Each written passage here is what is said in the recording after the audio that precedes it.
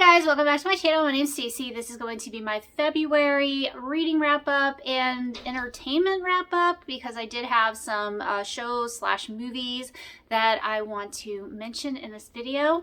I am filming this kind of late, so hopefully I can remember the details of this stuff. I just got back from a week-long vacation in Houston. I got to visit one of my really good friends down there, and it was great, by the way, but while I was there, I was so disconnected. I didn't watch any YouTube, so I am really trying to get caught up on everybody's videos, and I'm also still working for the seasonal job that I do, so yeah, I'm just really backed up. I just am so behind on everything. So anyway, let's just go ahead and jump right into this. First book I'm going to mention is Left Behind by Tim Lehay and Jerry B. Jenkins. I struggle with his name. I recently finished the prequel books to the Left Behind series. Loved those. And I have read the first, I think, 5 or 6 books of Left Behind when they were first coming out back in the 90s. So I really don't remember much of those books. But I did read book 1. I gave it 4 stars. I actually liked the third and final prequel book more than the first Left Behind book. I think it's better written and it gives you so much of the backstory. For Left Behind, you're just kind of thrown into action immediately and you don't get much character development. And I think reading those prequels really helped with understanding what these characters were like. I feel like everybody has heard of the Left Behind series, so I'm not really going to talk about them, but I really did like the first book and I'm going to continue on with the series. The next one I read was Butcher Baker Candlesticktaker by Patricia Meredith. She is an author, but also she has a YouTube channel and she's fabulous. I'm going to leave her channel down below. You should definitely follow her. She's cute as a button. She loves dressing up, like historical outfits and stuff. So, you know, I love that. And her books aren't considered Christian, but she is a Christian, and so I felt like her faith does shine through in the book. So it is a clean historical mystery book, and it's part 1 of a 3-part series. The story takes place in Washington State, Spokane, Washington, I believe it takes place. And I want to say it takes place around 1900-ish. I could be wrong. Patricia, if you're watching this, feel free to leave the year down below. But I believe it was early 1900-ish. And it is about a young woman whose aunt dies. And she basically moves back home to her old aunt's house in her old town. And she's kind of starting over with her life.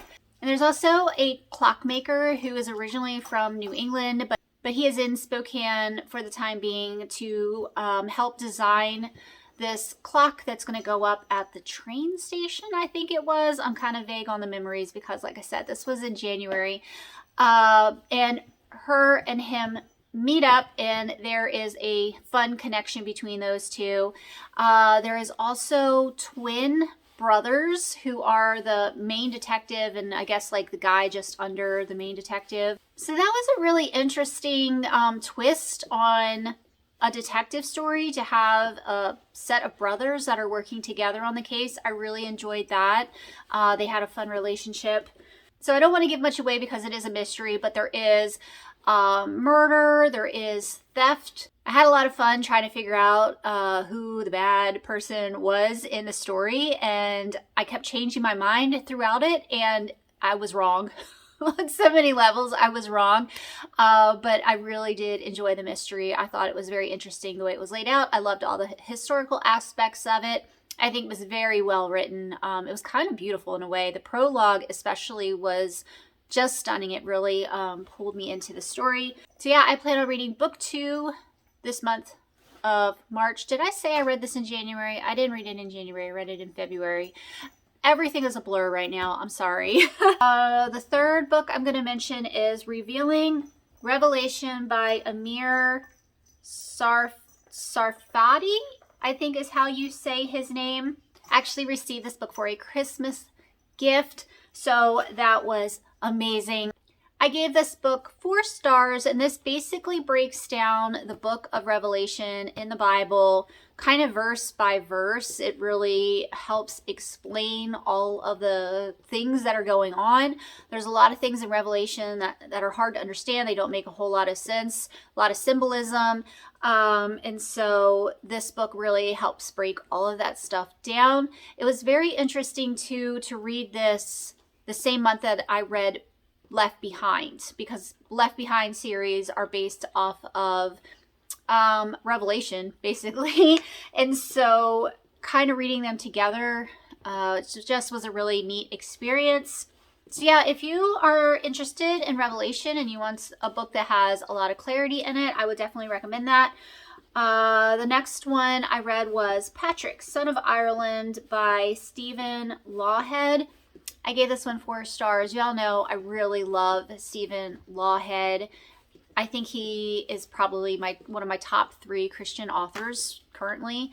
I just love his writing style and his characters. I am very character driven, and his characters always just suck me in. I always fall in love with somebody in his story. So this one was about St. Patrick, basically.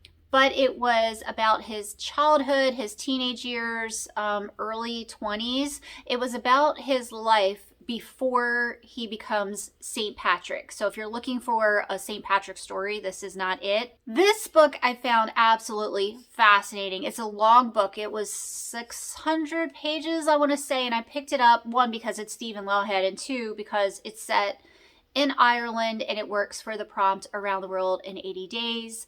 Although it didn't take place only in Ireland, it also took place in England, Gaul, and Rome.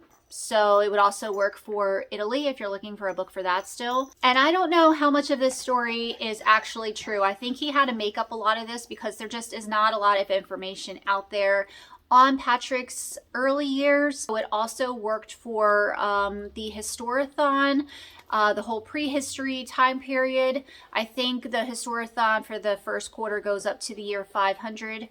So this fit. I learned that Irish tribes went to Britain and kidnapped British people. Well, they weren't really British people. They were more Roman, I guess, at the time, and took them to Ireland and made them slaves.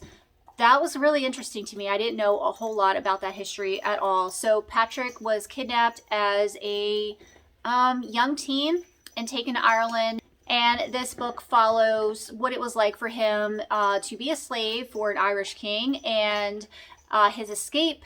I think that's on the back of the book, his escape and how his life plays out and what brings him to religion, basically, what brings him to God later on in his life. Stephen Lawhead just knocks it out of the park for me. The next one I read was Jewel of the Nile by Tessa Afshar. I read this for the Egypt prompt for Around the World in 80 Days, although I'm not positive this was Egypt. It kept saying Kush, and when I looked it up, Kush could either be Ethiopia or Egypt, really depending on where you're at. So I'm not entirely sure if this worked or not, but I'm using it. I absolutely love Tessa Afshar. She would be also in my top 3 for Christian authors. This was set during biblical times, and Peter, the Apostle Peter, is mentioned in the book, but he really isn't a character in the book. So if you're not interested in reading about actual biblical people, this book would be fine. And this is about a young girl who finds out that her father is alive after believing that he was dead her whole life. And she goes on a search to find her dad. It was lovely. I cried. The love story in this is beautiful. It was absolutely heartwarming. I loved this book. I gave it 4 stars just because there are other books by Tessa Afshar that I liked more, and I gave those 5 stars, and since I liked those more, I didn't feel like I could give this one 5 stars. but it's a potential 5-star. If I hadn't already read books by her that I gave 5 stars to, I would probably give this one 5 stars. Is that making any sense? Probably not. I'm really sorry. I did want to mention a TV show that I watched, and that is In the Footsteps of St. Paul. This was hosted by David Suchet. I mentioned him in my last video that I am currently listening to an audio Bible that he is reading because I adore his voice. It is just perfection. But he is the host of this show, In the Footsteps of St. Paul, and he also does St. Peter.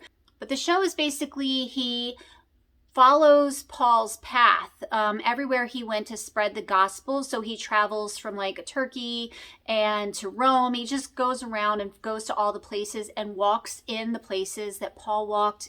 He goes to churches that Paul would have been to, and he talks about what life would have been like during that time period. I learned so much from this show. I need to watch In the Footsteps of St. Peter. I haven't had a chance to watch that one yet. And also I found this show, it was either Amazon Prime or YouTube, maybe YouTube. I will try to find it and I'll leave it linked down below. It's in 2 parts. And so make sure you watch both parts, but it's only like an hour and a half, 2 hours total. So totally worth it. The next entertainment thing I'll mention is I watched 3 movies, all from Alfred Hitchcock. My daughter has a slight obsession with Alfred Hitchcock at the moment, and we've been getting the movies from the library and just watching those in the evenings. We watched Vertigo, which stars Jimmy Stewart. The first part of the movie I really liked, but I did not like how it ended. It was weird and not what I was expecting. The next movie we watched was A Lady Vanishes, and that one was really fun. That one was in black and white, super old, and it is about an old lady that goes missing from a train. And the young woman who had been talking to this older lady is the only person who remembers the old lady. And so she's kind of sounding the alarm to all of the people on the train going, hey, this old lady that was sitting next to me, she's missing. I can't find her. And everybody's acting like this lady didn't exist, like this young woman is making her up. But yeah, I recommend that one if you're looking for a fun mystery.